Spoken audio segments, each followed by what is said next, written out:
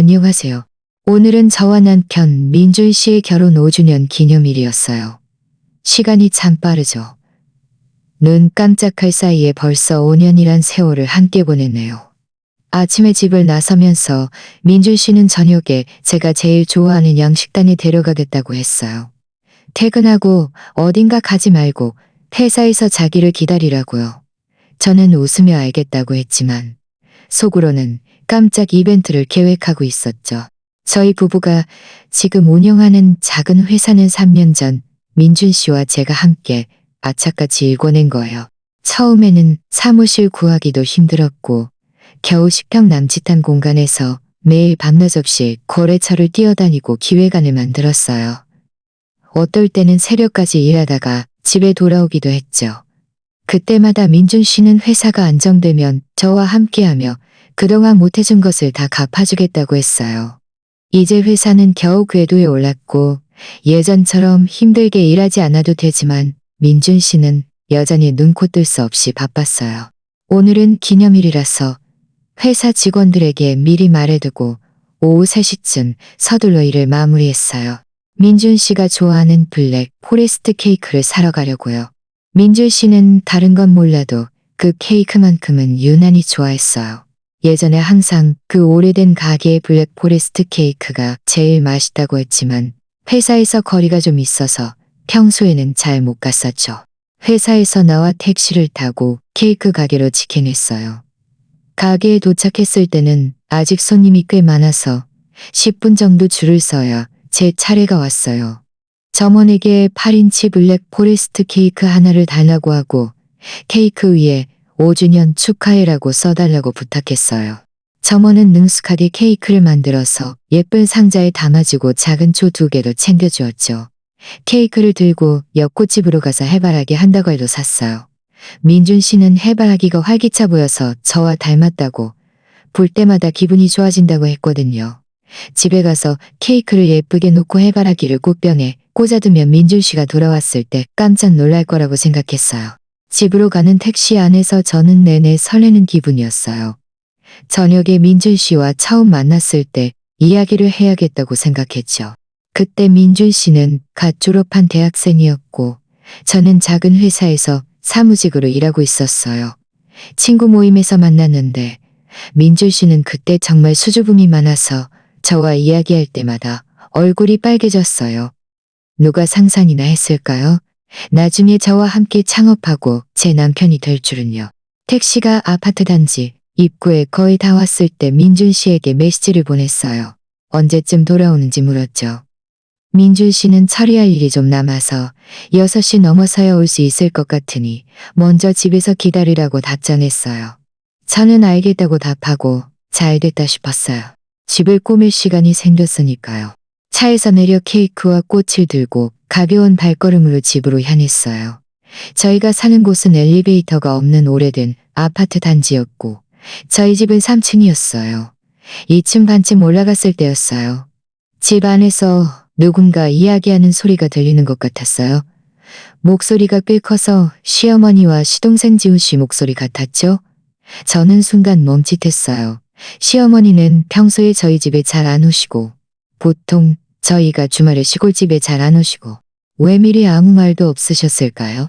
저는 2층 반 계단참에 서서 막 산 케이크와 해바라기를 들고 발걸음을 멈췄어요. 이때 집 문이 완전히 닫히지 않고 살짝 열려 있어서 안에서 들려오는 소리가 또렷하게 들렸죠. 분명 시어머니와 시동생 지훈 씨의 목소리였어요. 시어머니가 먼저 말씀하셨는데 목소리에 약간 조급함이 섞여 있었어요. 지훈아, 너 정신 좀 차려야 한다. 네 형이랑 형수 회사 지금 점점 잘 되고 있잖니. 지훈 씨의 목소리가 이어졌어요. 약간 건들거리는 듯하면서도 조금 우쭐거리는 투였죠. 네, 저도 알아요. 근데 그 회사는 형이랑 형수가 같이 시작한 건데 제가 어떻게 대놓고 달라고 해요? 시어머니는 콧방귀를 뀌며 목소리를 날카롭게 높였어요. 대놓고 달라고? 이 회사가 오늘날 이렇게 되기까지 네 형이 얼마나 애썼는데? 이 회사가 오늘날 이렇게 되기까지 네 형이 얼마나 애썼는데? 그건 우리 진씨 집안의 공로야. 네 형수 같은 여자가 뭘 안다고 경영을 해? 네 형 덕분에 지금 같은 여자가 뭘 안다고. 네가 진씨 집안 아들인데 어찌 남의 손에 넘어갈 수 있겠니? 저는 심장이 콩 내려앉았어요. 손에 든 케이크 상자를 놓칠 뻔했죠. 남의 손? 그분이 저를 남이라고 생각하시다니. 이 회사는 저와 민준 씨가 밤낮 없이 함께 악착같이 일궈낸 거예요. 제가 밤낮 없이 거래처를 뛰고 기획안을 만들 때 시어머니와 지훈 씨는 어디에 계셨죠? 이제 회사가 잘 되니 저를 내쫓고 지훈 씨에게 물려주려 하다니요. 저는 속에서 치밀어 오르는 화를 억누르며 계속 들었어요. 지훈 씨가 다시 말했어요. 엄마, 저도 그러고 싶죠. 근데 형이 어떤 사람인지는 엄마도 아시잖아요. 형은 형수에게 너무 잘해서 쉽게 회사를 저한테 넘겨주진 않을 거예요. 시어머니는 한숨을 쉬더니 목소리를 낮춰 말했어요. 그건 네가 걱정할 것 없어. 내가 이미 다 생각해뒀다. 내가 요즘 자꾸 몸이 안 좋다고 말할 거야. 내가 요즘 자꾸 몸이 안 좋다고 말할 거야. 네 형은 효자라서 분명 내 말을 따를 게다. 내가 나이가 많아서 혹시 나중에 죽고 나면 내가 나이가 많아서 혹시 나중이지 말할 거야. 먼저 회사에 발붙여 놓으면 천천히 회사가 네 것이 되지 않겠니? 정말 될까요? 지훈 씨의 목소리에는 의심과 함께 기대감이 섞여 있었어요. 왜 안 돼? 시어머니의 어조는 매우 단호했어요. 네 형수가 동의하지 않으면 내가 난리를 칠 거야. 불효하다고 오리재일 씨 집안을 무시한다고 말할 거야. 그럼 네 형은 중간에서 분명 네 형수를 설득하겠지. 게다가 네 형수를 설득하겠지. 게다가 네 형수도 시집 온 여자인데 감히 하늘을 뒤집을 수 있겠어? 이 말을 듣고 제 손에 든 해바라기 줄기가 조금 일그러질 정도로 꽉 쥐어졌어요. 시어머니는 이미 계획을 다 세워두고 계셨던 거예요. 효를 들먹이며 난리를 쳐서 저희를 억지로 동의하게 만들 생각이었고요. 지훈 씨는요. 분명 이 회사가 저와 민준 씨의 피땀 어린 노력으로 만들어졌다는 걸 알면서도 시어머니와 함께 아무런 죄책감 없이 저를 궁리하고 있었어요. 저는 문가에 서서 온몸에 피가 머리로 솟구치는 것 같았어요. 손까지 미세하게 떨렸죠.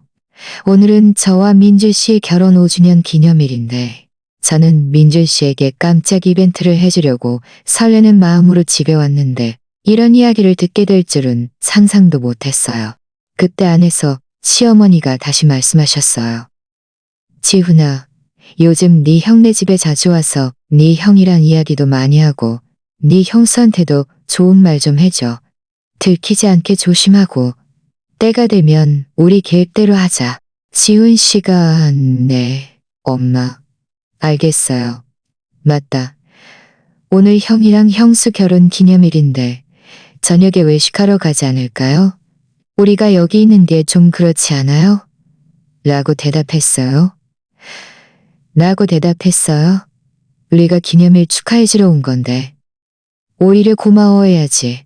게다가 오늘 마침 잘 됐네. 네 형이랑 회사 얘기도 많이 하고 네 형 속마음도 떠볼 수 있잖니.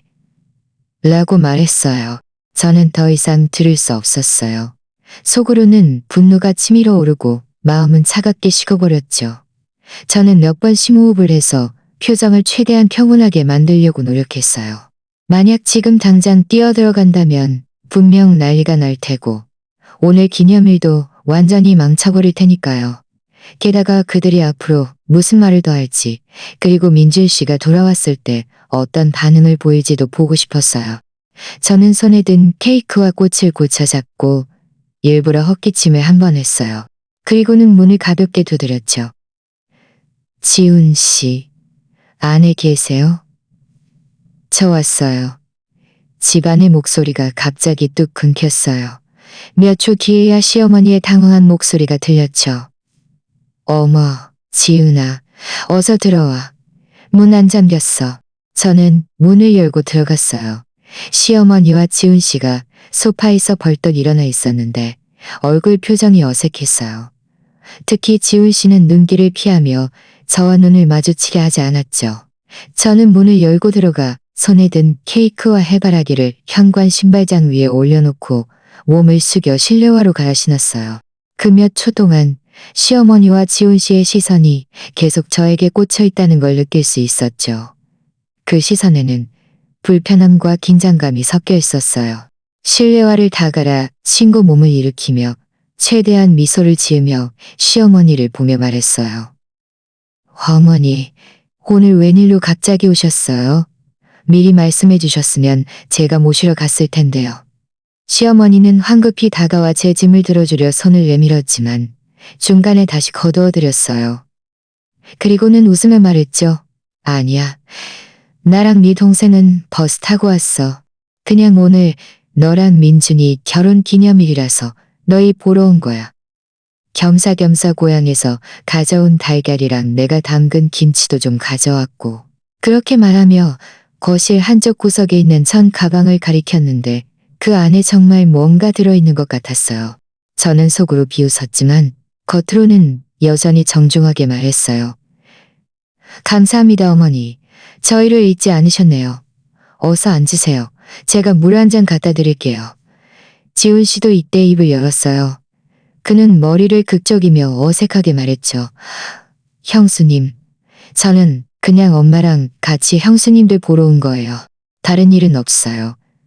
저는 그를 한번 쳐다보고는 아무 말 없이 뒤돌아 부엌으로 가서 따뜻한 물 2잔을 따라 그들에게 가져다 주었어요. 시어머니는 물컵을 받아 2 손으로 감싸 쥐고는 눈은 작고 제가 신발장 위에 놓아둔 케이크와 해바라기를 흘끗거렸어요. 뭔가 곰곰이 생각하는 듯 했죠. 저는 소파에 앉아 일부러 기념일 이야기를 꺼냈어요. 오늘 제가 민준 씨가 좋아하는 블랙 포레스트 케이크 사러 일찍 퇴근했어요. 해바라기도 샀고요. 민준 씨 돌아오면 다 같이 축하 파티 하려고요. 시어머니는 황급히 말을 받았어요. 그래, 축하해야지. 너희 둘 결혼 5년이라니 쉽지 않은 세월이지. 당연히 기념일을 잘 보내야지. 이 말을 할 때 시어머니의 시선은 약간 흔들렸고 저와 눈을 마주치려 하지 않았어요. 손에 든 물컵은 꽉 쥐어져서 조금 일그러질 정도였죠. 지훈 씨는 옆에서 아무 말 없이 고개를 숙이고 물을 마셨는데 귀가 약해서 아무 말 없이 고개를 숙이고 물을 마셨는데 귀가 약간 빨개져 있었어요. 저는 분명 그들이 제가 방금 문 밖에서 들은 말을 걱정하고 있어서 잠시 후 시어머니는 안정을 찾은 듯 했어요. 저에게 시시콜콜한 이야기를 늘어놓기 시작했죠. 요즘 회사 바쁘냐? 밥은 잘 챙겨 먹냐? 너무 무리하지 말고 몸 조심하라고요.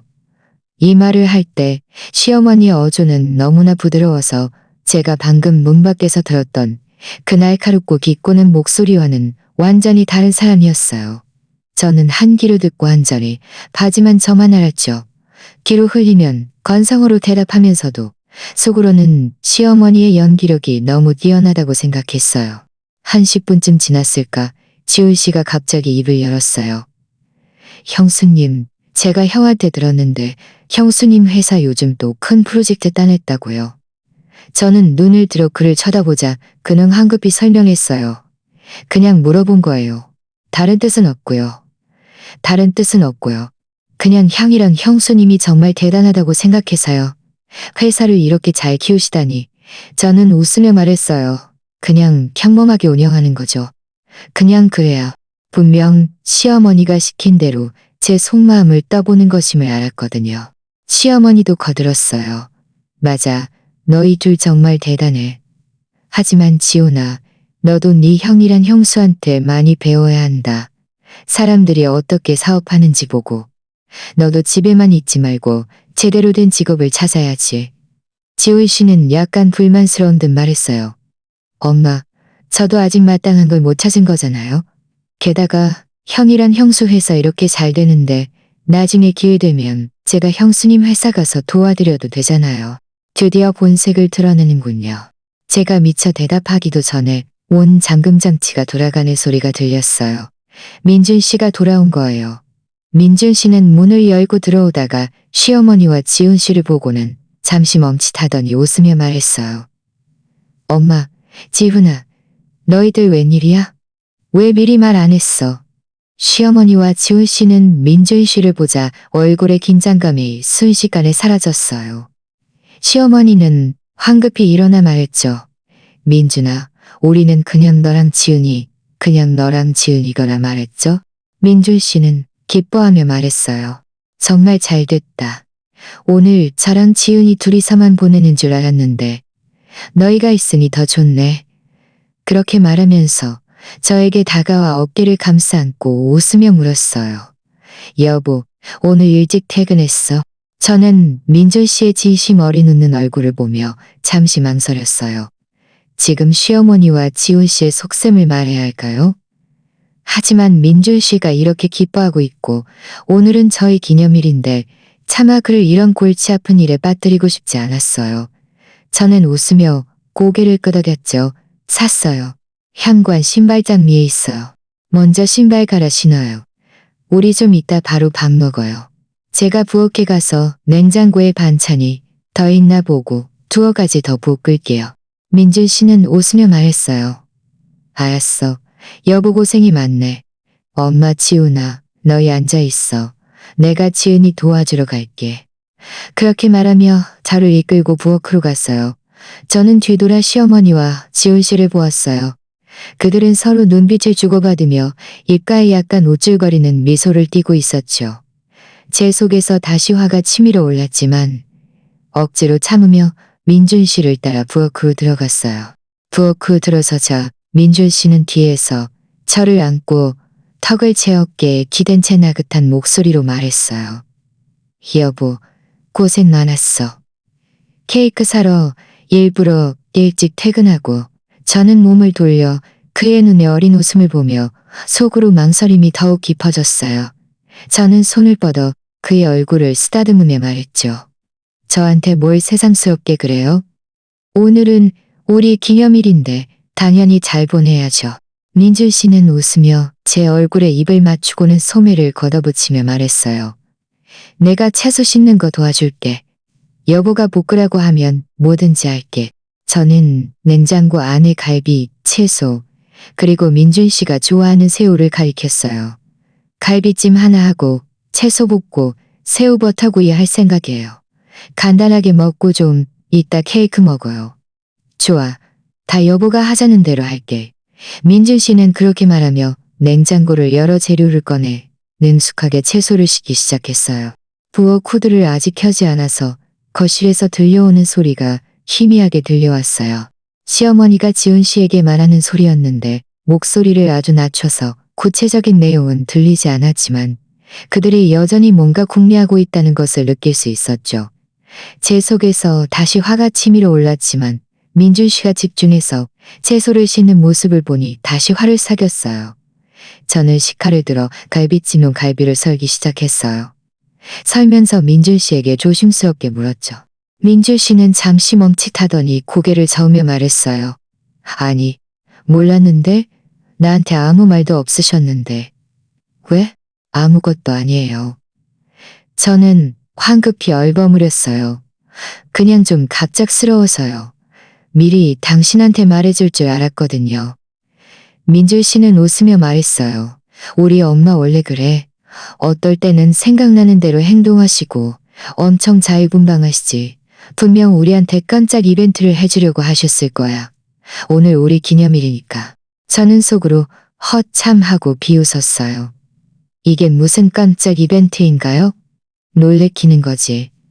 하지만 감히 말하지 못하고 그의 말에 맞춰 말했어요. 그러게요. 어머니가 그래도 우리를 많이 생각하시네요.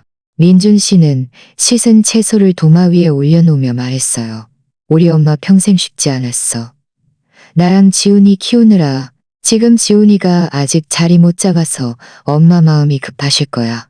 나중에 우리 지훈이 많이 도와줘서 엄마도 걱정 좀 덜게 해드리자. 지훈이를 도와주자는 이 말을 듣자 제 손에 든 칼이 잠시 멈칫했어요. 저는 고개를 들어 민준 씨를 보며 물었죠. 어떻게 도와줄 생각이에요? 민준 씨는 생각할 틈도 없이 말했어요. 뭘 어떻게 도와줘? 만약 지훈이가 직장 구하는 게 잘 안 풀리면 우리 회사 와서 일 좀 배우게 하면 되지. 나중에 능력되면 자기 사업해도 좋고. 여보는 어떻게 생각해? 저는 속으로 심장이 쿵 내려앉았어요. 민준 씨도 스스로 이런 생각을 하고 있었던 거였네요. 그러니 시어머니와 지은 씨가 감히 이렇게 궁리할 수 있었던 거겠죠. 저는 심호흡을 해서 목소리를 최대한 평온하게 만들려고 노력했어요. 지훈 씨가 일을 할 의지가 있을까요? 제가 보기에 평소에 집에서 밖에 나가지도 않고 휴대폰만 보거나 게임만 하던데 만약 우리 회사에 온다면 뭘 시켜야 할까요? 민준 씨는 잠시 멈칫했어요. 제가 이렇게 말할 줄은 예상 못한 듯 했죠. 그는 잠시 생각하더니 말했어요. 아마 할 수 있을 거야. 아마 할 수 있을 거야. 자기 집 회사인데 게으름 피우지 못하겠지. 게다가 내가 옆에서 지켜보면 함부로 못할 거야. 저는 민준 씨의 순진한 얼굴을 보며 속으로는 화도 나고 답답했어요. 그는 너무 가족을 생각하고 사람들을 너무 단순하게 생각하는 거예요. 지훈 씨의 속셈이 무엇인지 전혀 무엇인지 전혀 무엇인지 전혀 무엇인지 만약 지훈 씨가 회사 지분을 요구하면 어떻게 할 건지. 하지만 말하려다 다시 삼켰어요. 지금 그에게 이런 말을 하면 분명 믿지 않을 것이고 제가 소심하다고 생각해서 그들의 형제 관계를 망친다고 여길지도 모르니까요. 이때 거실에서 시어머니의 목소리가 들렸어요. 민준아, 지은아, 밥 다 됐니? 나 좀 배고프다. 민준 씨는 황급히 내 엄마. 거의 다 됐어요. 좀 이따 갈비찜 바로 될 거예요. 라고 대답했어요. 그리고는 저에게 말했어요. 너무 많이 생각하지 마. 일단 밥 먹고 다른 일은 나중에 이야기하자. 저는 고개를 끄덕이고 아무 말 없이 갈비를 냄비에 넣는 속도를 올린 후 채소를 볶기 시작했어요. 민준 씨는 옆에서 접시를 건네주고 양념을 가져다 주며 노래까지 흥얼거리는 모습이 무척 기분이 좋아 보였어요. 저는 그의 모습을 보며 속으로 결심했어요. 일단은 진실을 말하지 않고 밥을 먹고 상황을 봐서 말하지 않고 밥을 먹고 상황을 봐서 말하자고요. 만약 시어머니와 지훈 씨가 더 이상 회사 이야기를 꺼내지 않는다면 곧 3가지 요리가 다 완성되었어요. 민준 씨는 요리를 들고 거실로 갔고 저는 밥그릇과 젓가락을 들고 뒤따라갔어요. 시어머니와 지훈 씨는 이미 식탁에 앉아 기다리고 있었죠. 요리가 나오자 시어머니는 황급히 말했어요. 와, 정말 맛있겠다.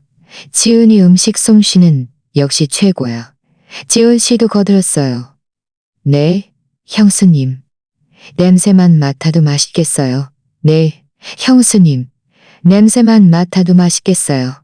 저는 아무 말 없이 그들에게 밥그릇과 젓가락을 놓아주었어요. 저는 밥그릇 안에 새우를 보고 건너편에 온화한 얼굴을 한 시어머니와 지은 씨를 보며 만감이 교차했어요. 이 식사는 정말 맛이 없었죠. 저는 젓가락으로 채소를 한 입 먹었지만 아무 맛도 느껴지지 않았어요. 식탁 위에는 갈비찜이 뜨거운 김을 내고 있었고 새우 버터구이는 먹음직스럽게 붉은 빛을 띠고 있었지만 저는 건너편 시어머니와 지은 씨의 얼굴을 보며 속이 답답했어요. 민준 씨는 맛있게 잘 먹었어요. 시어머니에게 갈비를 계속 덜어주며 말했죠. 어머니, 많이 드세요. 지은이, 갈비찜은 정말 맛있어요.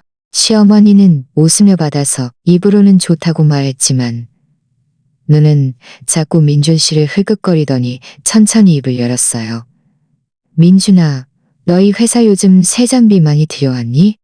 며칠 전에 옆집 김씨 아들네가 너희 회사 근처에 볼을 보러 갔다가 너희 회사 앞에서 큰 상자들이 많이 실려 내려오는 것 같다고 하던데.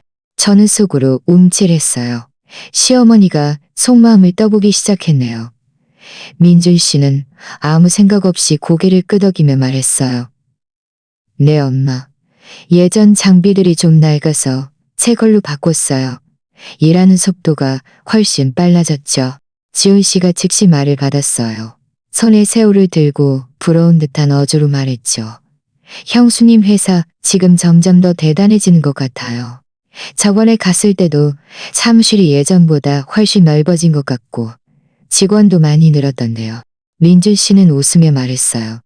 다 한 걸음 한 걸음 천천히 온 거야. 처음에는 지금 같지 않았지.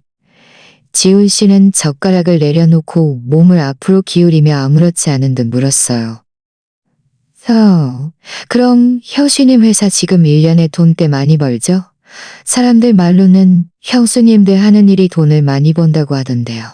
특히 그런 큰 프로젝트 하나 따내면 한 번에 돈을 엄청 많이 번다고요. 이 말은 좀 노골적이었어요. 저는 눈을 들어 지훈 씨를 보았어요. 그의 눈에 어린 탐욕은 숨길 수도 없었죠. 민준 씨는 잠시 멈칫했어요. 지훈 씨가 너무 갑작스럽게 묻는다고 생각한 듯 했죠. 그는 머리를 극적이며 말했어요. 얼마를 버는지 딱 정해진 건 없어. 월세, 직원들 월급, 그리고 각종 비용 빼면 우리 먹고 살 정도만 남는 거지. 시어머니가 즉시 말했어요. 그것도 적지 않은 돈이지. 봐봐. 요즘 직장 못 구하는 사람이 얼마나 많은데 너희가 회사를 이렇게 키워냈으니 정말 대단해. 민준아, 네가 장남이니까 나중에 지훈이 많이 이끌어주고 사업하는 방법도 가르쳐줘. 집에만 있지 말고. 민준 씨가 미처 말하기도 전에 지훈 씨가 먼저 말했어요. 형, 엄마 말이 맞아요. 혹시 형수님 회사 사람 부족하면 제가 가서 도와드릴게요. 월급 안 받아도 돼요. 그냥 형수님들 따라서 배우고 싶어요. 그의 말은 자발적으로 하는 것처럼 들렸지만 저는 속으로 알았어요. 그가 배우고 싶은 게 아니라 분명 먼저 회사에 발붙여 놓고 천천히 지분을 빼앗으려는 속셈이라는 것을요. 제가 막 뭔가 말하려던 참에 민준 씨가 고개를 끄덕였어요. 그래, 네가 정말 배우고 싶다면 좀 이따 회사로 와봐. 일단 기초적인 일부터 시작하고 천천히 배워나가자. 지훈 씨의 눈이 갑자기 반짝였어요. 황급히 말했죠. 고마워요, 형. 제가 분명히 열심히 할게요. 나중에 네 형한테 잘 배워서 네 형 실망시키지 마. 저는 옆에 앉아 손에 든 젓가락을 꽉 쥐고 있었어요. 속에서 치밀어 오르는 화가 점점 더 커졌죠. 민준 씨는 너무 방심하고 있었어요. 지훈 씨와 시어머니가 속셈을 뻔히 드러내는데도 그는 알아채지 못하는 거예요.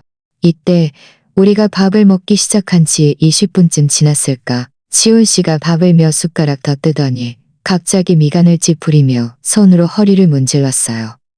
입으로는 어떻게 된 거지? 허리가 왜 갑자기 이렇게 아프지? 라고 중얼거렸죠? 시어머니는 걱정스러운 듯 물었어요. 지훈아, 오래 앉아 있었니? 아니면 일어나서 좀 움직여볼까? 지훈 씨는 고개를 끄덕이고 식탁을 짚고 일어나려 했지만 힘을 주자마자 갑자기 아이쿠 하고 소리치며 손으로 허리를 움켜쥐고 몸이 옆으로 쓰러졌어요. 쿵 하는 소리와 함께 지훈 씨는 바닥에 세게 넘어졌고 의자도 함께 넘어졌죠. 저와 민준 씨는 둘 다 깜짝 놀라 황급히 일어섰어요. 지훈 씨는 바닥에 누워 얼굴이 새하얗게 질렸고 이마에는 금세 땀이 송골송골 맺혔어요. 울먹이는 목소리로 말했죠. 형수님, 다리가 움직이지 않아요. 허리가 너무 아파서 못 견디겠어요. 시어머니는 놀라서 황급히 달려가 쪼그려 앉아 부축하려 했지만 감히 만지지도 못하고 입으로는 다급하게 외쳤어요. 지훈아, 너 왜 그래? 엄마 놀래키지 마. 어디 다쳤니? 움직여봐. 지훈 씨는 고개를 저으며 눈물까지 흘렸어요. 엄마, 다리가 움직이지 않아요. 감각이 전혀 없어요. 허리가 부러진 것 같아요. 민준 씨도 당황해서 황급히 쪼그려 앉아 조심스럽게 지훈 씨의 허리를 만지려 했지만 혹시 아플까봐 망설였어요. 지훈아, 급하리 생각하지 마. 허리가 아파? 아까 너무 급하게 일어섰니? 아니에요. 지훈 씨는 이를 악물고 말했어요. 아파서 목소리까지 떨렸죠. 아까부터 허리가 좀 아팠는데 참으면 괜찮을 줄 알았어요. 그런데 일어나자마자 다리에 감각이 없어졌어요. 저는 바닥에 누워있는 지훈 씨를 보며 저도 모르게 좀 당황했어요. 비록 그가 이전에 회사를 공리해서 화가 났지만 지금 이렇게 갑자기 이런 일이 생길 줄은 아무도 예상 못했으니까요. 저는 황급히 휴대폰을 꺼내 민준 씨에게 말했어요. 멍하니 있지 말고 빨리 119에 전화해서 지훈 씨 병원에 데려가요. 민준 씨는 그제야 정신을 차리고 황급히 휴대폰을 꺼내 119에 전화를 걸었어요.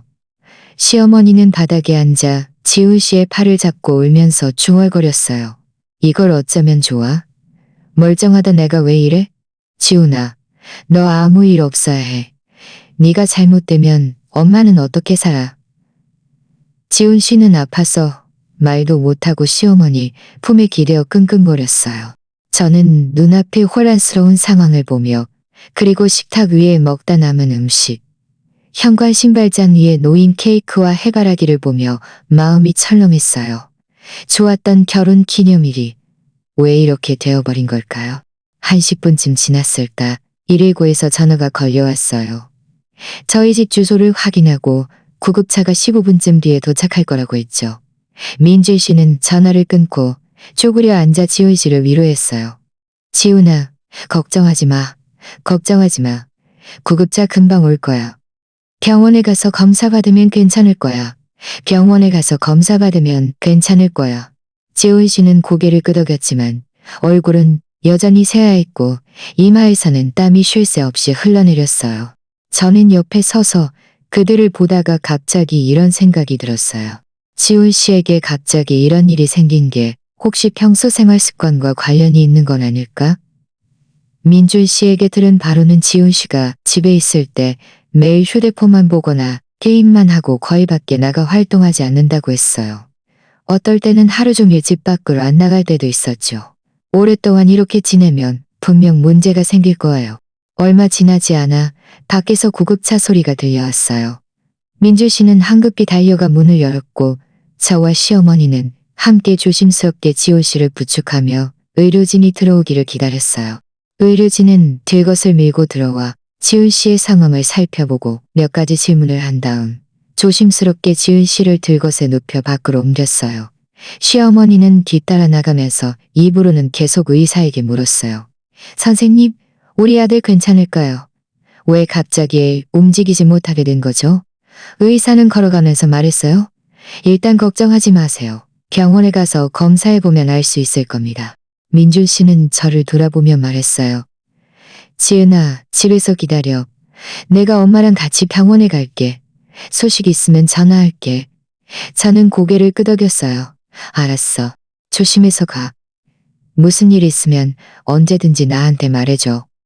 구급차가 민준 씨, 시어머니, 지훈 씨를 태우고 떠나자 집안은 순식간에 조용해졌어요. 식탁 위의 음식은 여전히 뜨거운 김을 내고 있었고 현관의 케이크와 해바라기는 조용히 놓여 있었지만 제 마음속에는 더 이상 기념일을 축하할 기분이 남아있지 않았어요. 저는 소파에 앉아 머릿속이 복잡했어요. 지훈 씨가 대체 어떻게 된 건지 앞으로 또 무슨 일이 생길지 알 수 없었죠. 집 안은 순식간에 텅 비었고 저 혼자 남았어요. 저는 식탁 위에 먹다 남은 음식 그리고 손대지 않은 블랙 포레스트 케이크를 보며 마음이 혼란스러웠어요.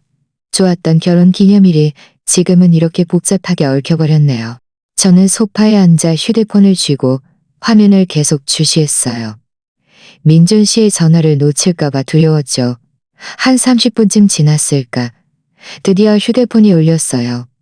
저는 황급히 전화를 받았죠. 민준 씨였어요. 그의 목소리는 좀 피곤해 보였고 약간 조급함도 섞여 있었어요. 지은아, 우리 병원에 도착했어. 지훈이 지금 검사 중인데 의사 선생님이 상황이 좀 안 좋다고 하네. 저는 심장이 쿵 내려앉아 황급히 물었어요. 어떻게 안 좋다는 거예요? 많이 심각해요. 민준 씨는 한숨을 쉬었어요. 지금은 말하기 어려워. 의사 선생님이 일단 초진하셨는데 허리 디스크에 문제가 생겨서 신경을 압박하고 있는 것 같다고 하네. 그래서 다리에 감각이 없는 거라고. 구체적인 상황은 검사 결과가 나와야 알 수 있대. 저는 이 말을 듣고 마음이 더욱 가라앉았어요. 허리 디스크는 크고 작을 수 있는 문제지만 정말 신경을 압박하고 있다면 작은 일이 아니었죠. 저는 잠시 생각하다 민준 씨에게 말했어요. 저도 집에서 가만히 있을 수가 없어요. 지금 그리로 갈게요. 무슨 일 있으면 저희도 옆에서 돌봐야죠.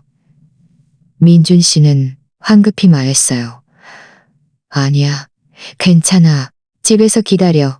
병원은 사람도 많고 복잡해. 여보가 와도 별 도움 안 될 거야. 결과 나오면 내가 다시 알려줄게. 저는 단호하게 말했어요. 안 돼요.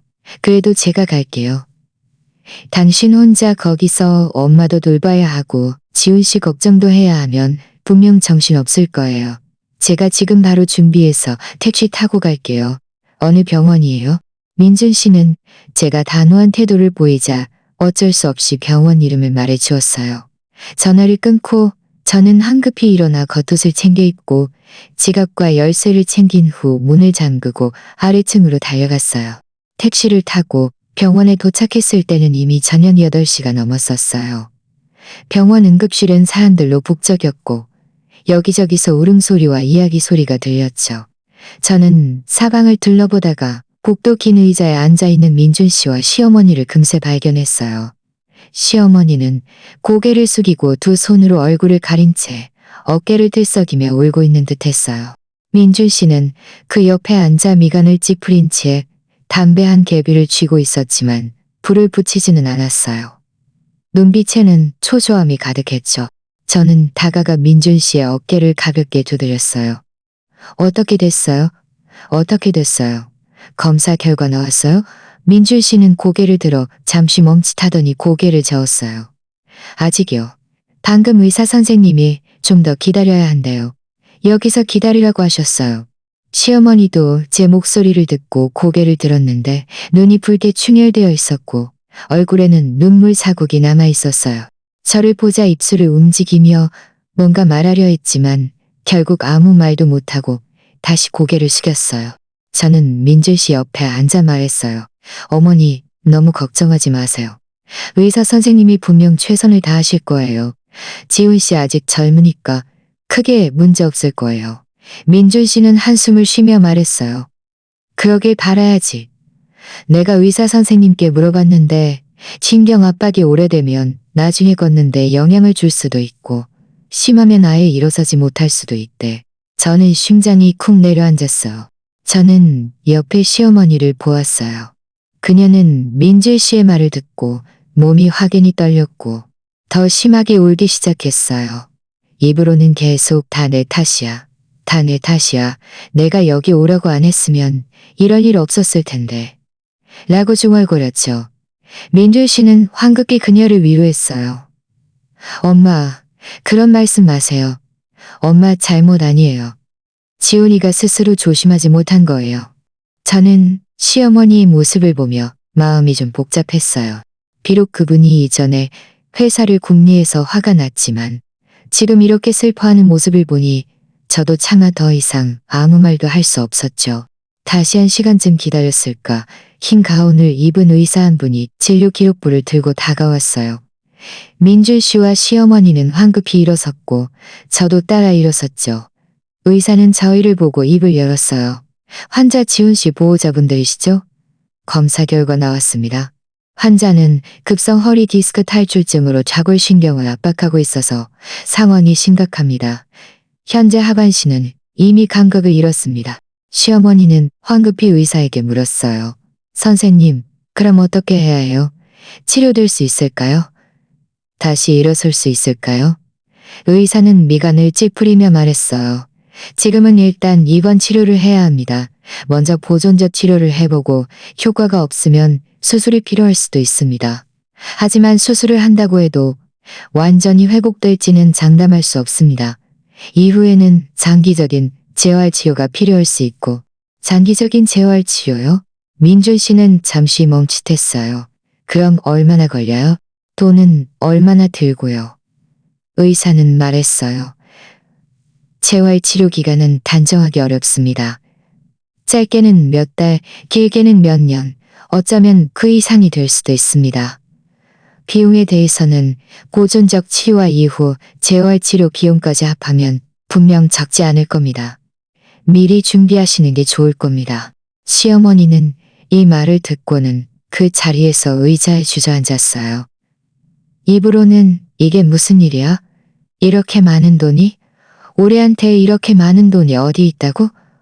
라고 중얼거렸죠. 민준 씨도 미간을 찌푸렸어요. 분명 비용 문제로 걱정하는 듯 했죠. 저희 회사가 지금은 좀 나아졌지만 최근 새 장비를 교체해서 현금 유동성이 많지 않았어요. 만약 지훈 씨가 장기 치유를 받아야 한다면 분명 적지 않은 부담이 될 거예요.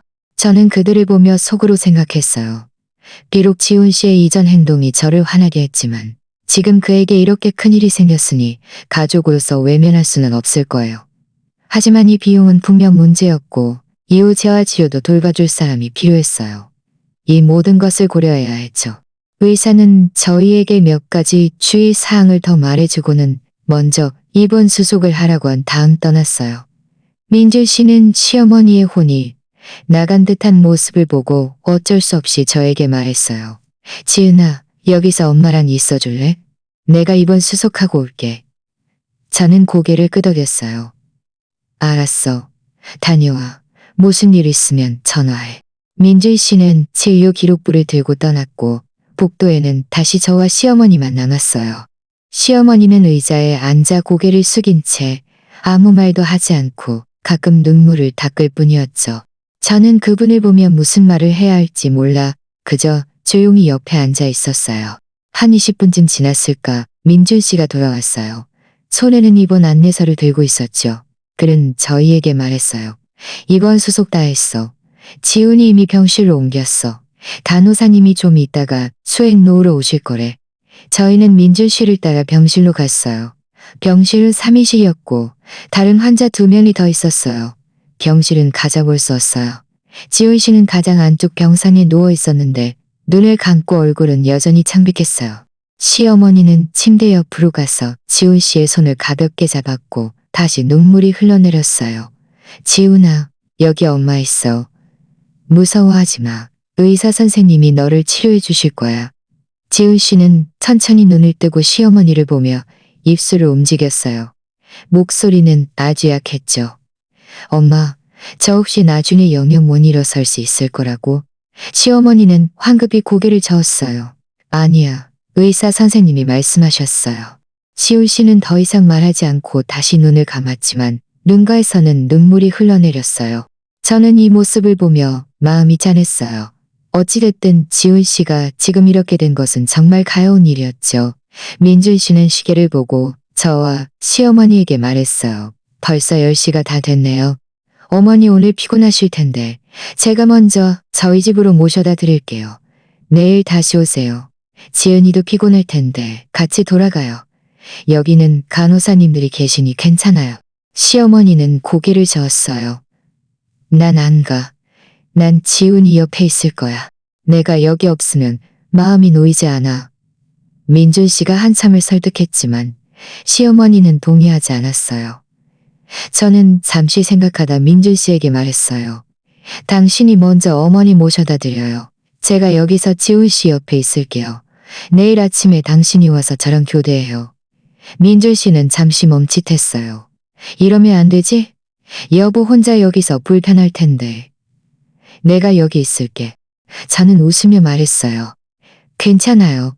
제가 여기서 할 수 있어요. 당신은 내일 회사 가서 일 처리해야 하잖아요.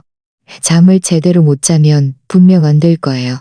게다가 어머니도 오늘 많이 놀라셨을 텐데 당신이 모셔다 드리고 잘 위로해 드려요. 민준 씨는 잠시 생각하다 고개를 끄덕였어요. 그럼 알았어. 무슨 일이 있으면 꼭 전화해줘. 저는 고개를 끄덕이며 걱정 마요. 라고 말했어요. 민준 씨는 시어머니에게 다시 한참을 말했고 시어머니는 결국 그를 따라 집으로 돌아가는데 동의했어요.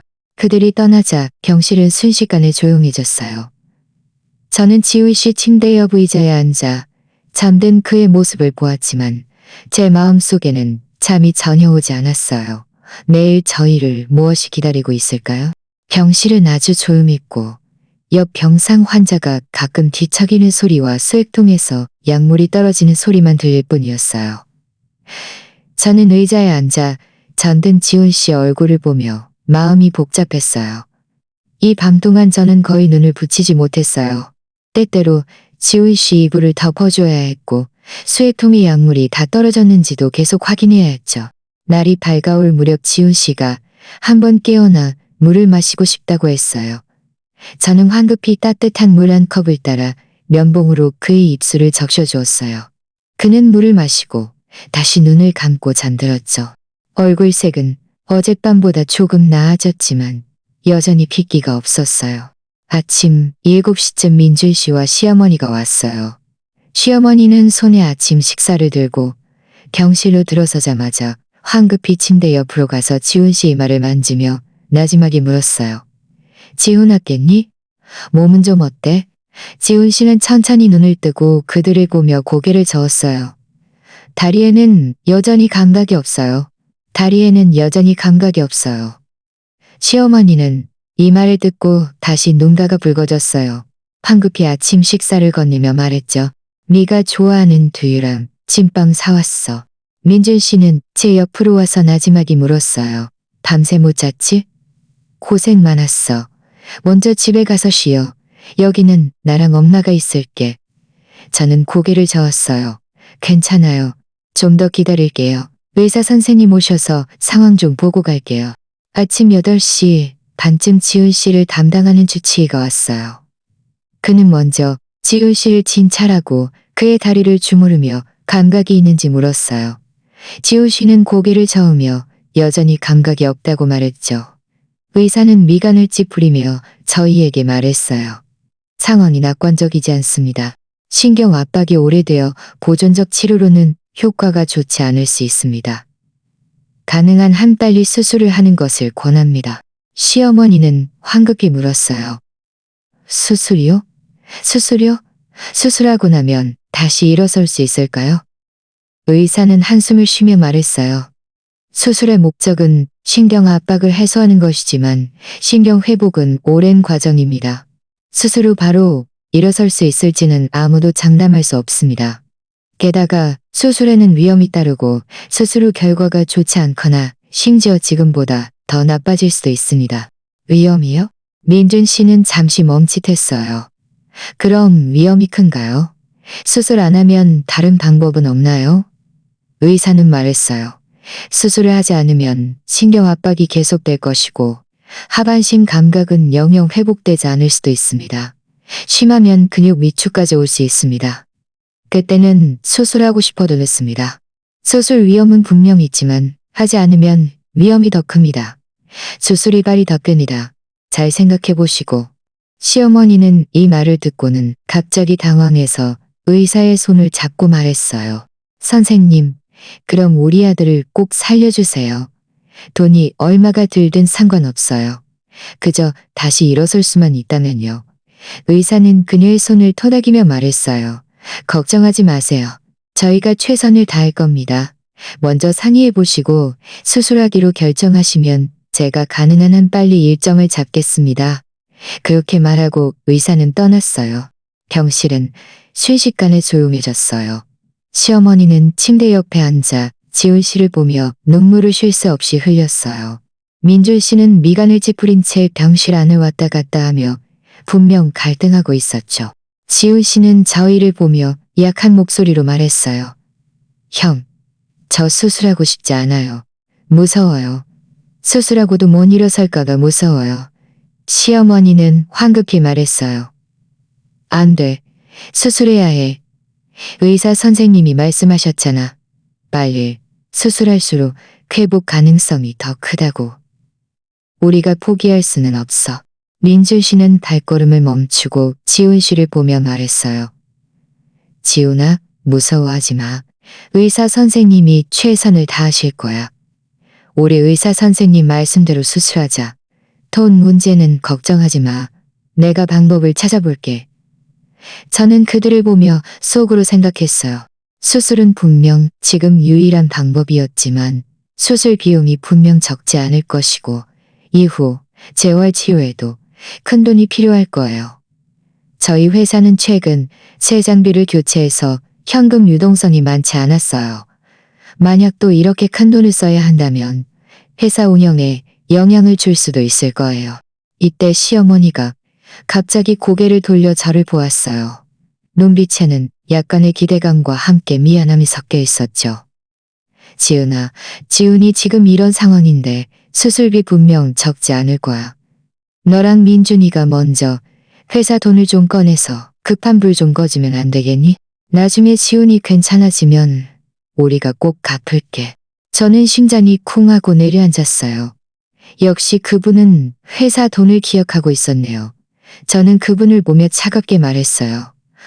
어머니, 회사 돈은 공금이라 함부로 쓸 수 없어요.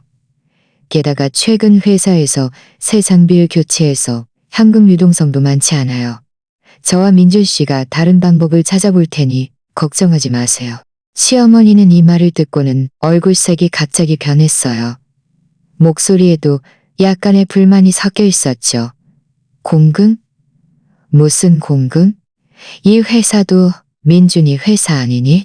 자기 회사 돈으로 자기 동생을 돕는 게 뭐가 안 될 일인데. 지은아, 너무 이기적이지 마. 지훈이는 민준이 친동생이야. 지금 이렇게 됐는데도 너는 돈 쓰는 게 아깝니? 저는 그분이 이렇게 말할 줄은 생각도 못해서 속에서 갑자기 화가 치밀어 올랐어요.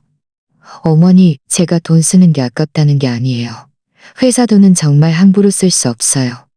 만약 회사 돈을 다 지훈 씨 치료비로 쓴다면 회사는 운영될 수 없을 거예요. 그때는 지훈 씨 병도 못 고칠 뿐만 아니라 저와 민준 씨도 취업자가 될 거예요. 어머니 생각에는 그게 좋으세요? 민준 씨는 황급히 끼어들었어요. 엄마, 지은이 말이 맞아요. 회사 돈은 정말 함부로 쓸 수 없어요. 제가 이미 친구에게 연락해서 돈 좀 빌릴 수 있는지 알아보고 있어요. 지은이한테 화내지 마세요. 시어머니는 콧방귀를 끼며 더 이상 말하지 않았지만 얼굴색은 여전히 좋지 않았어요. 분명 제 대답에 매우 불만스러운 듯했죠. 저는 그분의 모습을 보며 저도 모르게 불편했어요. 정오쯤 민준 씨 친구에게서 전화가 걸려와 일용형만 원을 빌려줄 수 있다고 했어요. 민준 씨는 전화를 끊고 한숨을 쉬며 저희에게 말했어요. 돈 문제는 일부 해결됐어. 친구가 일용형만 원 빌려주기로 했고 나머지는 내가 방법을 찾아볼게. 시어머니는 이 말을 듣고 얼굴색이 조금 나아졌지만 여전히 아무 말도 하지 않았어요. 저는 민준 씨를 보며 마음이 좀 아팠어요. 한편으로는 지훈 씨의 병세를 걱정해야 하고 다른 한편으로는 돈을 마련할 방법을 찾아야 하고 또 회사 일도 처리해야 하니까요. 오후에 저희는 수술에 동의하기로 결정했어요. 민준 씨는 의사에게 가서 수술 동의서에 서면했고 의사는 가능한 한 빨리 3일 후쯤 수술 일정을 잡겠다고 했죠. 그 후 며칠 동안 저와 민준 씨는 번갈아 가며 지훈 씨 병간호를 했어요. 시어머니도 매일 오셨지만 저에 대한 태도는 계속 좋지 않았어요. 항상 비꼬는 듯한 말을 했죠. 예를 들면 만약 네가 일찍 회사 돈을 꺼냈더라면 지훈이가 이렇게 고생할 필요 없었을 텐데 같은 말들이요. 저는 다 참았어요. 지금 지훈 씨가 수술을 앞두고 있으니 싸워서 지훈 씨 기분에 영향을 주고 싶지 않았으니까요. 수술 전날 의사가 저희를 찾아와 수술의 위험과 주의 사항을 자세히 설명해 줬어요. 시어머니는 또다시 걱정하기 시작해서 의사에게 이것저것 묻고 또 물었죠. 의사가 귀찮아할 때까지 말이에요. 저녁에 제가 병실에서 지훈 씨를 돌보고 있는데 지훈 씨가 갑자기 말했어요. 형수님 죄송해요. 예전에 엄마랑 같이 회사를 궁리하면 안 되는 거였는데 저 때문에 신경 쓰지 마세요. 저는 잠시 멈칫했어요. 그가 갑자기 사과할 줄은 생각도 못했으니까요. 다 지난 일이에요. 지금은 병 잘 고치고 수술 끝나면 잘 재활해서 나중에 좋은 직업 찾아서 잘 살아요. 지훈 씨는 고개를 끄덕이고 더 이상 말하지 않고 눈을 감고 잠들었어요. 이번 수술이 성공하기를, 그가 빨리 회복되기를, 그리고 시어머니도 빨리 깨달아서 더 이상 회사에 대한 욕심을 부리지 않기를 바랐죠. 지훈 씨가 수술을 받던 날, 저와 민준 씨, 시어머니 모두 수술실 밖에서 기다렸어요. 아침 8시에 수술실에 들어간 후 오후 2시가 되어서야 비로소 수술실 문이 열렸죠. 의사가 걸어나와 마스크를 벗으며 말했어요. 수술은 아주 성공적으로 끝났습니다. 신경 압박은 이미 해소되었습니다. 하지만 이후 재활이 중요합니다. 감각이 회복될지는 환자 본인의 회복 상황에 달려 있습니다. 저희의 조마조마했던 마음은 그제야 놓였어요. 지훈 씨는 병실로 옮겨진 후 중환자실에서 하루 동안 관찰해야 했고 다음 날에야 일반 병실로 옮길 수 있었어요. 이 하루 동안 시어머니는 거의 눈을 붙이지 못하고 중환자실 문 앞에서 계속 서성였어요. 입으로는 끊임없이 부처님 보살펴주세요 라고 중얼거렸죠. 다음 날 지훈 씨는 일반 병실로 옮겨졌어요. 그가 깨어난 후 저희는 황급히 그에게 감각이 있는지 물었어요. 그는 발가락을 움직여보려 했지만 고개를 저으며 여전히 감각이 없다고 했어요. 그저 다리가 좀 저릿하다고 했죠. 의사는 이건 정상적인 현상이니 걱정하지 말고 천천히 회복하라고 했어요. 그 후 며칠 동안 지훈 씨는 재활치료를 시작했어요. 매일 침을 맞고 마사지를 받아야 했고 재활치료사의 지도를 받아 다리 운동도 해야 했죠. 처음에는 지훈 씨도 꽤 자신감이 있어서 매일 적극적으로 치료에 협조했어요. 하지만 일주일이 지나도 그의 다리는 여전히 차도가 없었고 심지어 감각조차 느껴지지 않았죠. 그는 점점 인내심을 잃어갔고 어떨 때는 재활치료사가 운동을 시키면 시어머니는 이 모습을 보며 속으로는 애가 탔지만 모든 화를 저에게 쏟아냈어요. 어느 날 아침, 제가 아침 식사를 들고 병원에 갔는데 병실로 들어서자마자 시어머니가 민준 씨에게 불평하는 소리가 들렸어요. 다 지훈이 탓이야. 만약 그때 일찍 회사 돈을 꺼내서 지훈이가 빨리 수술받았다면 지훈이가 이렇게 회복이 더디지 않았을 거야. 지금은 잘 됐네. 돈은 엄청 썼는데 다리는 여전히 감각이 없으니 제 손에 든 아침 식사 봉투가 꽉 쥐어졌고 속에서 화가 순식간에 치밀어 올랐어요. 저는 병실로 들어가 아침 식사를 식탁에 놓고 시어머니를 보내 말했어요. 어머니, 어떻게 그렇게 말씀하실 수 있어요? 지훈 씨 수술은 이미 제때했어요. 의사 선생님도 회복에는 시간이 필요하다고 하셨어요. 회사 돈이랑 무슨 상관이에요? 저와 민준 씨는 이미 최선을 다해 지훈 씨를 돕고 있어요. 그런데도 어떻게 저를 탓하실 수 있어요? 시어머니는 제가 반박하자 얼굴색이 갑자기 굳어졌어요. 왜 상관없어? 너희가 일찍 돈을 꺼내서 최고의 의사를 찾고 최고의 약을 썼으면 지훈이가 이렇게 회복이 더디겠어? 결국 네가 돈 쓰는 게 아까워서 지훈이를 진심으로 돕고 싶지 않은 거 아니니? 제가 돈 쓰는 게 아깝다고요? 저는 화가 나서 웃음이 나왔어요. 지훈 씨 수술에 1억 5천만 원이 들었는데 그 중에 1억 원은 민준 씨가 친구에게 빌린 거고 5천만 원은 제가 모아둔 돈에서 낸 거예요. 이후 재활치료에도 매달 200만 원 넘게 들어요. 이 돈들이 다 돈이 아니에요. 제가 돈 쓰는 게 아까웠으면 이렇게 많은 돈을 냈을까요? 민준 씨는 황급히 저를 잡아 끌며 나지막이 말했어요. 지은아, 엄마랑 싸우지 마. 엄마도 급해서 그러시는 거야. 급하면 함부로 말해도 돼요? 저는 민준 씨의 손을 뿌리치고 시어머니를 보며 말했어요. 어머니, 저는 어머니가 지훈 씨 걱정하시는 건 알지만 그렇다고 모든 잘못을 저에게 떠넘길 수는 없어요. 저와 민준 씨는 이미 충분히 많이 했어요. 그래도 만족 못하시면 저희도 어쩔 수 없어요. 시어머니는 콧방귀를 뀌며 침대 옆으로 가서 지훈 씨의 다리를 만져주었어요. 그리고는 고개를 돌려 저를 보았는데 눈빛에는 약간의 속셈이 엿보였죠. 지은아, 지금 이런 말 해봐야 소용없어. 지훈이 이 다리가 나을지도 모르고 설령 낫는다고 해도 나중에 정상적으로 일할 수 있을지는 알 수 없어. 너랑 민준이 회사 지금 점점 잘 되는데 너희가 먼저 회사 지분을 일부 지훈이에게 나눠주면 어떻겠니? 나중에 그가 일할 수 없어도 최소한 보장은 될 거 아니야. 저는 제 귀를 의심했어요. 그분이 아직도 회사에 대한 욕심을 부리고 있다니요. 저는 시어머니를 보며 차갑게 말했어요. 어머니, 회사는 저와 민준 씨가 함께 일궈낸 거예요. 지분은 함부로 나눌 수 없어요. 지훈 씨의 미래는 저와 민준 씨가 책임질 테지만 지분 문제는 생각하지 마세요. 책임진다고? 너희가 어떻게 책임진다는 거야?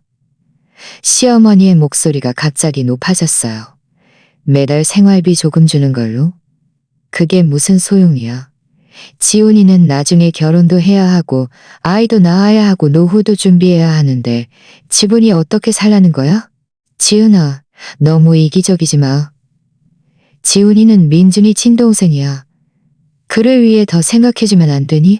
제가 이기적이라고요? 저는 화가 나서 온몸이 떨렸어요. 제가 이기적이었다면 처음부터 제 돈을 꺼내서 지훈 씨 치료비를 대주지도 않았을 거고 매일 와서 돌보지도 않았을 거예요. 어머니, 양심의 손을 얹고 생각해 보세요. 제가 대체 어디서 지훈 씨에게 잘못했고 어디서 어머니네 가족에게 잘못했나요? 지훈 씨는 침대에 누워 저희가 싸우는 소리를 듣다가 갑자기 입을 열었어요. 엄마, 형수님 말이 맞아요. 지분 문제는 더 이상 말하지 마세요. 제가 스스로 못나서 그런 건데 형수님을 탓할 수 없어요. 너 입 닥쳐. 시어머니는 고개를 돌려 지은 씨를 노려보았어요. 이건 네가 상관할 일이 아니야. 나는 다 너를 위해서 이러는 거야. 네가 지분이 없으면 나중에 누가 너를 돌봐주겠어?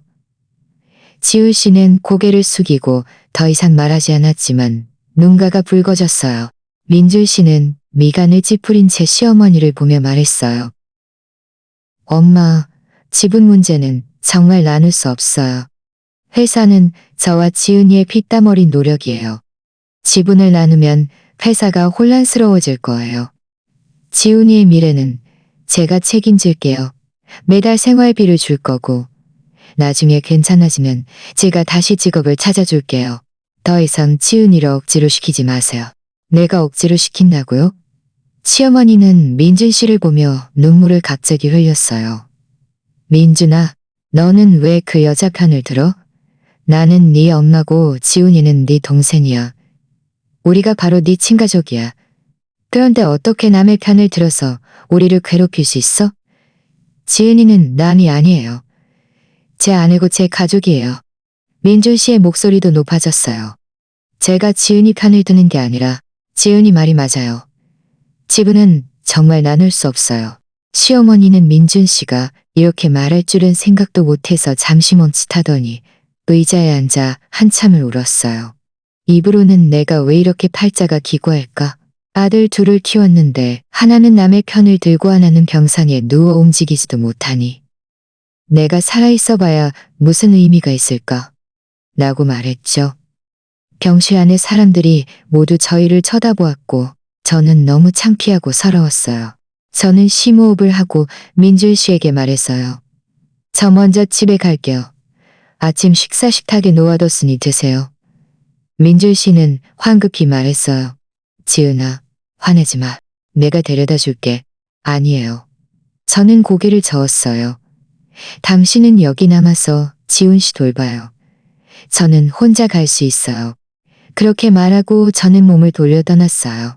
병실 나설 때 시어머니가 여전히 울면서 저를 욕하는 소리가 들렸고 제 마음은 찢어지는 것 같았어요. 저는 정말 이해할 수 없었어요.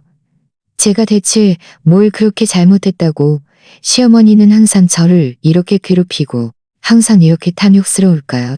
집에 돌아와 저는 방에 틀어박혀 참지 못하고 울음을 터뜨렸어요.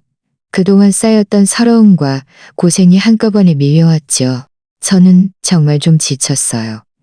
이런 날들이 언제까지 계속될지, 시어머니는 언제쯤 회사에 대한 욕심을 버릴 수 있을지 알 수 없었으니까요. 1시간쯤 지났을까?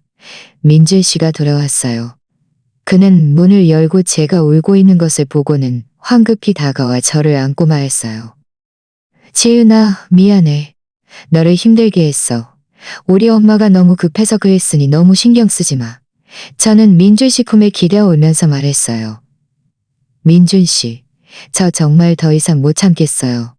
시어머니는 항상 저를 이렇게 괴롭히고 항상 회사 지분을 지은 씨에게 주려고 해요. 저 정말 어떻게 해야 할지 모르겠어요. 민준 씨는 제 등을 토닥이며 위로했어요. 알아. 나중에 내가 엄마랑 잘 이야기해서 지분 이야기는 더 이상 안 꺼내게 할게. 걱정 마.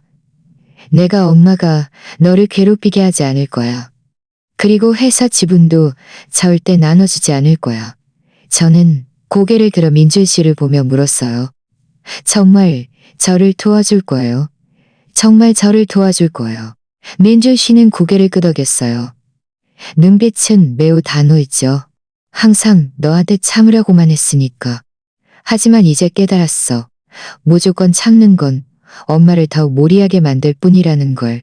이제부터는 너를 더 이상 참게 하지 않을 거야. 민준 씨의 단호한 눈빛을 보며 제 마음은 조금 편안해졌어요. 그가 이번에는 말한 대로 해주기를 바랐죠. 시어머니가 빨리 깨달아서 더 이상 회사에 대한 욕심을 부리지 않고 저희를 더 이상 힘들게 하지 않기를 바랐어요. 민준 씨는 저를 안고 한참을 위로했고 제 마음속 서러움은 조금 가라앉았어요. 하지만 저는 알았죠. 그의 말만으로는 부족하다는 것을요. 시어머니는 그 사람 완전히 마음을 접지 않으면 나중에 분명 또 온갖 핑계를 대며 난리를 칠 테니까요. 저녁에 침대에 누워 자는 뒤척이며 잠을 이루지 못했어요. 어떻게 해야 민준 씨가 시어머니와 지우 씨의 진짜 모습을 제대로 볼 수 있을지 계속 생각했죠. 문득 결혼 기념일 그날 문 밖에서 그들의 대화를 들었을 때 제가 무의식적으로 휴대폰을 꺼내 녹음했던 것이 생각났어요. 그때는 그저 나중에 혹시라도 문제가 생길까봐 증거를 남겨두려 했던 건데 지금 정말 유용하게 쓰일 줄은 몰랐죠. 다음 날 아침 제가 일어났을 때 민준 씨는 이미 회사에 가고 없었어요. 그는 아침에 나갈 때 저에게 집에서 푹 쉬고 병원 일은 더 이상 생각하지 말라고 자신이 지훈 씨를 돌보러 병원에 갈 거라고 특별히 말해줬죠. 저는 고개를 끄덕였지만 속으로는 이미 결심을 굳혔어요. 그가 저녁에 돌아오면 녹음 파일을 들려주자고요. 낮 동안 저는 집을 정리하고 슈퍼에 가서 반찬도 좀 사와서 저녁에 민준 씨가 정리하고 오후 5시쯤 민준 씨가 돌아왔어요. 얼굴에는 피곤한 기색이 역력했는데 회사와 병원을 오가느라 지친 듯했죠. 그는 문을 열고 들어와 실내화로 갈아 신자마자 소파에 앉아 한숨을 쉬었어요. 저는 그에게 다가가 따뜻한 물 한 컵을 건네고는 그의 옆에 앉아 그를 보며 말했어요. 민준 씨, 제가 할 말이 있는데 들려주고 싶은 것도 있어요. 민준 씨는 잠시 멈칫하더니 제 진지한 표정을 보고 고개를 끄덕였어요. 저는 심호흡을 하고 주머니에서 휴대폰을 꺼내 녹음 파일을 열었어요. 그리고는 그의 손에 건네주었죠. 이거 먼저 들어봐요. 결혼 기념일 그날 제가 문 밖에서 엄마랑 지훈 씨 대화 들은 거예요. 민준 씨는 의아한 표정으로 휴대폰을 받아 재생 버튼을 눌렀어요. 처음에는 시어머니의 목소리가 또렷하게 들렸죠. 내가 나중에 죽고 나면 지훈이에게 회사를 물려주겠다. 네 형수는 남이다. 이 효를 들먹이며 너희를 억지로 동의하게 만들겠다. 이어서 지훈 씨의 비굴한 목소리 그리고 그들이 어떻게 속마음을 떠보기를. 녹음이 재생될수록 민준 씨의 얼굴은 점점 굳어졌어요. 미간도 점점 더 깊이 찌푸려졌고 휴대폰을 쥐고 있는 손도 미세하게 떨리기 시작했죠. 녹음 파일은 길지 않았어요. 몇 분밖에 안 되었지만 민준 씨는 마치 오랫동안 들은 것처럼 느껴지는 듯했어요. 녹음이 끝나자 그는 여전히 멍하니 앉아 있었고 눈빛에는 충격과 함께 믿을 수 없다는 표정이 가득했어요. 이게 정말이야? 민준 씨의 목소리는 약간 잠겨 있었어요. 그는 저를 보며 믿을 수 없다는 듯 물었어요. 엄마랑 지훈이가 정말 그렇게 말했어? 그들이 정말 우리 회사를 궁리하고 있었다고? 저는 고개를 끄덕였어요. 마음도 좀 아팠죠. 정말이에요.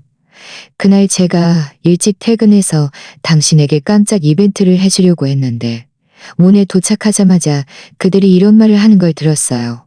그때 정말 화가 났지만 우리 기념일을 망치고 싶지 않아서 바로 말하지 않았어요.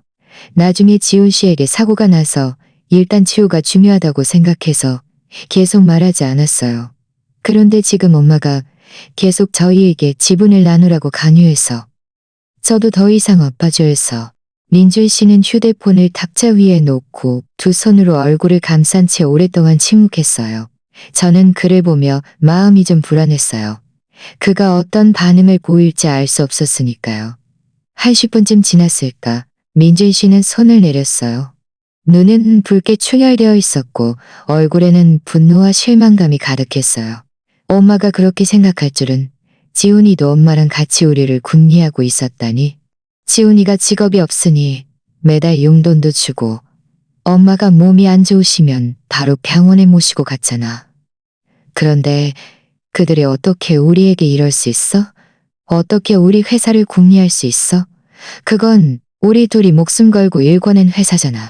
저는 민준 씨의 격앙된 모습을 보며 저도 마음이 좋지 않았어요. 그의 어깨를 토닥이며 위로했어요. 당신이 마음 아파하는 건 알아요. 저도 처음 들었을 때 정말 화가 났어요. 하지만 이제 일이 이렇게 됐으니 우리가 직면해야 해요. 민준 씨는 고개를 끄덕이고 심호흡을 했어요. 눈빛은 천천히 단호해졌죠. 다 내 잘못이야. 전에는 항상 엄마가 어른이고 지훈이가 내 동생이니 우리를 해치지 않을 거라고 생각해서 항상 너한테 참으라고만 했으니까. 이제야 알았어. 내가 너무 바보였다는 걸. 무조건 참는 건 그들을 더 무리하게 만들 뿐이라는 걸. 지은아, 미안해. 너를 이렇게 힘들게 해서 미안하다고 말하지 마요. 저는 고개를 저었어요. 지금이라도 알았으니 늦지 않았어요. 이제부터는 그들을 더 이상 방치하지 말아요. 거절해야 할 때는 거절해야 해요. 그렇지 않으면 그들은 영원히 만족을 모를 거예요. 민준 씨는 저를 보며 힘껏 고개를 끄덕였어요. 이제부터는 너를 더 이상 힘들게 하지 않을 거야. 내일 바로 병원에 가서 엄마에게 분명히 말할 거야. 회사에 대한 욕심은 더 이상 부리지 말라고. 만약 그래도 계속 무리하게 나오면 우리도 인정 봐주지 않을 거야. 민준 씨가 드디어 완전히 제 편이 되어주자 제 마음속 한 덩어리의 돌이 드디어 내려앉는 것 같았어요. 사실 저는 알았어요. 민준 씨가 바보가 아니라는 것을요. 그는 그저 가족 간의 정을 너무 중요하게 생각하고 너무 착해서 항상 가족들이 화목하게 지내기를 바랐던 거죠. 이제 그가 진실을 알았으니 분명 예전처럼 시어머니와 지훈 씨를 방치하지 않을 거예요. 저녁 식사 때 민준 씨는 거의 말을 하지 않고 계속 뭔가 생각하고 있었어요. 저는 그가 시어머니와 지훈 씨 일로 분명 마음이 아플 것이라는 걸 알았기에 그를 방해하지 않고 그저 조용히 그에게 반찬을 덜어주었어요. 밥을 다 먹고 민준 씨가 갑자기 말했어요. 지은아, 내일 내가 병원에 가서 엄마에게 분명히 말할 때 너도 같이 가줄래? 네가 옆에 있으면 나도 마음이 든든할 것 같아. 저는 잠시 멈칫하더니 고개를 끄덕였어요. 알았어요. 제가 같이 갈게요. 다음 날 아침 저희는 아침 식사를 마치고 함께 병원으로 갔어요. 병실로 들어서자마자 시어머니가 침대 옆에 앉아 지훈 씨에게 사과를 깎아주고 있는 모습이 보였어요. 저희가 들어오는 것을 보고 시어머니는 잠시 멈칫하더니 좋지 않은 어조로 말했어요. 너희는 왜 왔어? 민준아, 너 회사 안 가니? 민준 씨는 예전처럼 그녀에게 정중하게 대하지 않고 곧장 그녀 앞에 가서 진지하게 말했어요. 엄마, 제가 할 말이 있어요. 회사 지분 문제에 대해서요. 시어머니는 회사 지분이라는 이 글자를 듣자 눈이 갑자기 반짝였어요. 손에 든 사과를 내려놓으며 말했죠. 네가 드디어 마음을 바꿨구나. 지분을 지훈이에게 줄 생각이니? 민준 씨는 그녀의 조급한 모습을 보고 더욱 실망했어요. 그는 고개를 저었어요. 엄마, 제가 마음을 바꾼 게 아니에요. 제가 엄마에게 말하고 싶은 건 지분 문제는 더 이상 말하지 말라는 거예요. 우리는 지훈이에게 지분을 줄 수 없어요. 시어머니의 얼굴색이 갑자기 변했어요. 왜? 지훈이 지금 이렇게 됐는데?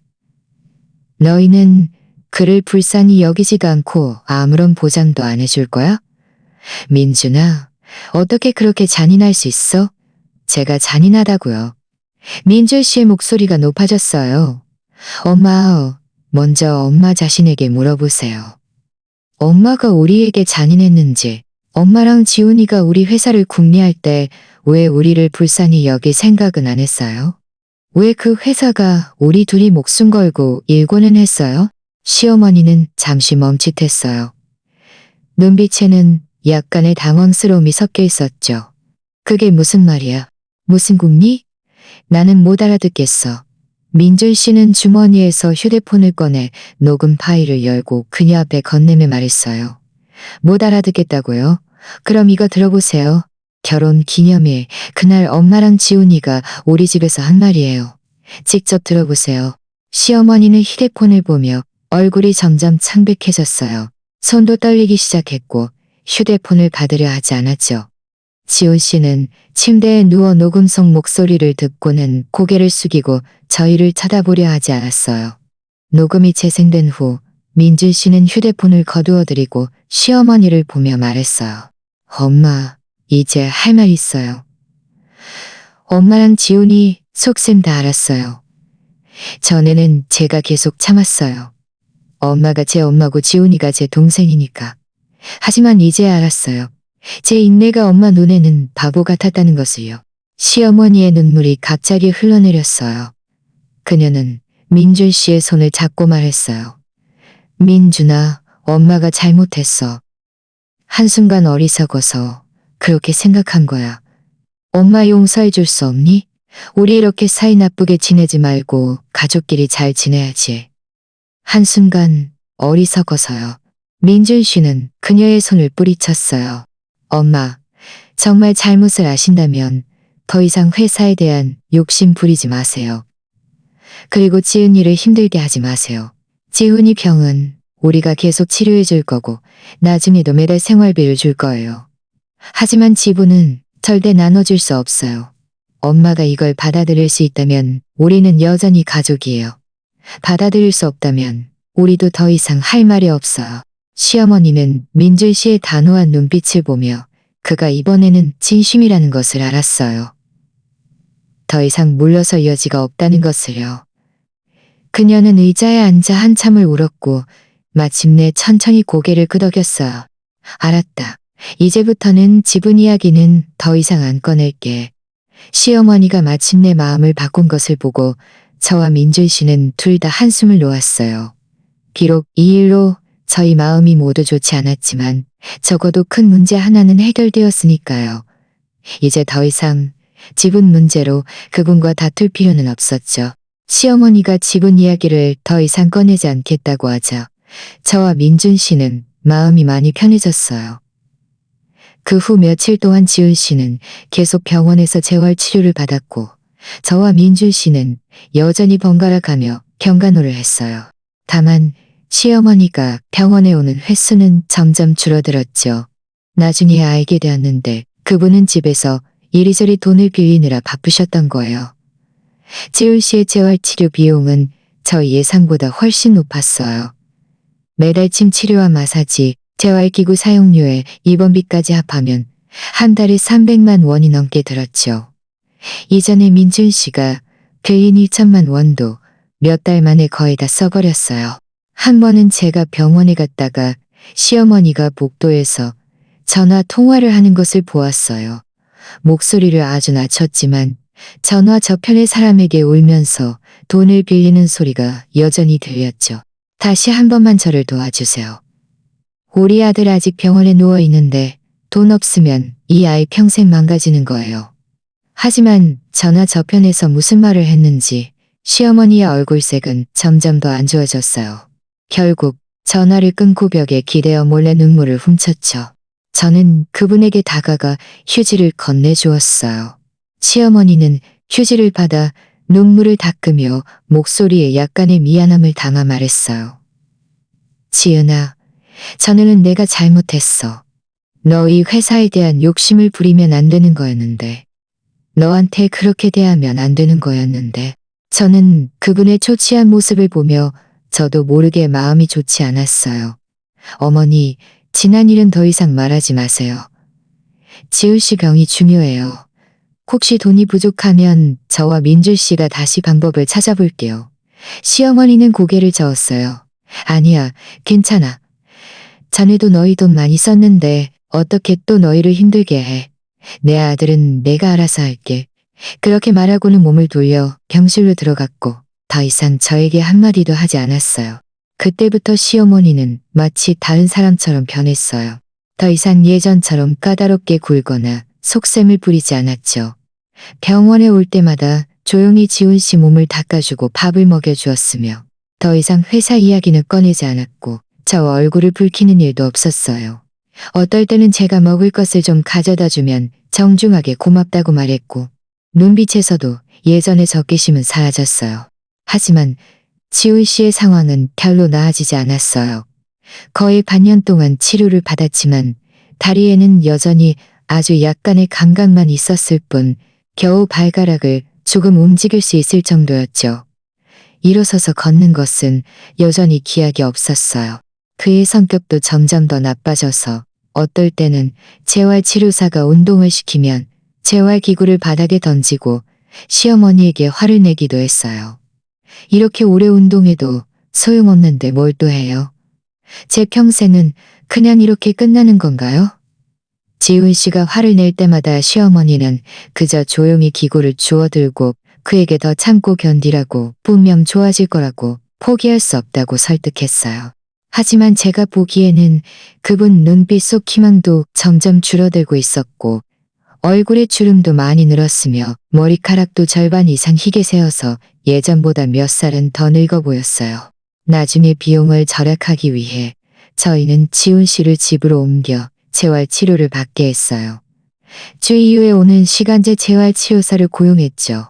민주 씨는 친구에게 부탁해서 시어머니에게 아파트 단지 청소 일을 찾아주었어요. 한 달에 2억만 원 정도 벌 수 있어서 생활비에 조금이나마 보탤 수 있었죠. 시어머니는 매일 아침 일하러 나갔다가 오후에 돌아와 지훈 씨 재활 훈련을 시켜주고 저녁에는 지훈 씨 옷을 빨고 밥을 지으면서 눈코 뜰 새 없이 바빴어요. 더 이상 다른 일을 생각할 겨를이 없었죠. 한 번은 주말에 저와 민준 씨가 시골집에 그들을 보러 갔어요. 문에 들어서자마자 시어머니가 마당에서 지훈 씨 다리 마사지를 해주고 있는 모습이 보였는데 이마에는 땀이 송골송골 맺혀 있었어요. 지훈 씨는 휠체어에 앉아 고개를 숙이고 아무 말도 하지 않았는데 얼굴에는 예전의 오만함은 사라지고 약간의 쓸쓸함이 더해져 있었죠. 저희가 들어오는 것을 보고 시어머니는 황급히 일어나 땀을 닦으며 말했어요. 너희 왔니? 빨리 방으로 들어와 앉아. 내가 물 한 잔 갖다 줄게. 민준 씨는 다가가 지훈 씨를 보며 말했어요. 요즘 재활은 어떻게 돼가? 운동 잘 하고 있어? 지훈 씨는 고개를 들어 민준 씨를 보고 다시 저를 보더니 목소리가 약간 잠겨 말했어요. 형수님, 죄송해요. 죄송해요. 제가 잘못했어요. 엄마랑 같이 형수님들 회사를 궁리하면 안 되는 거였는데 제 병 때문에 형수님들 신경 쓰게 해서 저와 민주 씨는 둘 다 잠시 멈칫했어요. 그가 갑자기 사과할 줄은 생각도 못했으니까요. 민주 씨는 그의 어깨를 토닥이며 말했어요. 지난 일은 더 이상 말하지 마. 지금은 재활 잘해서 빨리 회복하는 게 무엇보다 중요해. 지훈 씨는 고개를 끄덕였어요. 눈가가 약간 붉어져 있었죠. 알아요. 저도 지금 매일 열심히 운동하고 있어요. 빨리 일어서서 엄마 짐 좀 덜어드리고 싶어요. 더 이상 엄마를 이렇게 힘들게 하고 싶지 않아요. 지훈 씨의 모습을 보며 제 마음도 좀 복잡했어요. 그는 예전에 그렇게 탐욕스럽고 게을러서 항상 노력 없이 얻으려고만 했는데 이제야 삶의 어려움을 깨닫고 어머니를 아끼는 마음을 알게 된 거죠. 다만 이 깨달음이 너무 늦게 그리고 너무 무겁게 찾아왔을 뿐이에요. 시골에서 돌아오는 길에 민준 씨는 제 손을 잡고 말했어요. 지금 생각해보면 만약 그때 엄마랑 지훈이가 그렇게 탐욕스럽지 않았다면 지금처럼 되지는 않았을 텐데 어떨 때는 정말 사람이 너무 욕심부리면 안 된다는 생각이 들어. 그렇지 않으면 결국 자기 자신만 해치게 되니까. 저는 고개를 끄덕였어요. 맞아요. 우리가 지금의 삶을 얻기까지 다 우리 스스로 한 걸음 한 걸음 일궈낸 거예요. 노력 없이 얻는 좋은 일이 어디 있겠어요. 지금처럼 된 것도 나쁘지 않아요. 어머니도 더 이상 속셈 부리지 않고 지우 씨도 잘 들었고요. 우리 회사도 안정적으로 운영될 수 있고요. 그 후 저희 회사는 몇 개의 큰 프로젝트를 더 따냈고 사업은 점점 더 잘 되었어요. 예전에 빌렸던 돈도 다 갚았죠. 저희는 시내에 새 아파트도 사서 부모님을 모시고 함께 살았어요. 삶은 점점 더 풍요로워졌죠. 매년 설날이 되면 저와 민준 씨는 시골집에 시어머니와 지훈 씨를 보러 갔어요. 지훈 씨 다리는 아직 완전히 낫지는 않았지만 이제는 지팡이를 짚고 천천히 걸을 수 있게 되었어요. 아파트 단지에서 경비원 일도 구해서 월급은 많지 않지만 적어도 자립할 수 있게 되었죠. 시어머니의 얼굴에도 웃음꽃이 피었어요. 매번 저희를 볼 때마다 저희가 좋아하는 음식을 한 상 가득 차려주셨고 예전 일은 더 이상 꺼내지 않으셨죠. 어떨 때는 결혼 기념일, 그날 문 밖에서 들었던 그 말들, 그리고 그 후에 일어났던 모든 일들이 생각나곤 해요. 비록 그 중간에 서러움도 있었고 다툼도 있었지만 결국에는 좋은 결말을 맞이했으니까요.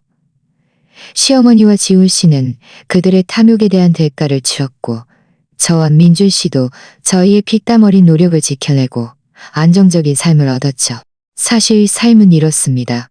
선에는 선한 보답이 있고 악에는 악한 결과가 따르죠. 사람은 너무 탐욕스럽거나 너무 이기적이어서는 안 됩니다. 그저 성실하게 살고 눈앞의 사람들을 소중히 여겨야 하면 행복하게 살 수 있습니다. 오늘 이야기가 마음에 드셨다면 좋아요와 구독 부탁드립니다. 어떤 유형의 이야기를 더 듣고 싶으신지 댓글로 공유해 주세요. 저희는 계속해서 멋진 이야기를 전해드리겠습니다.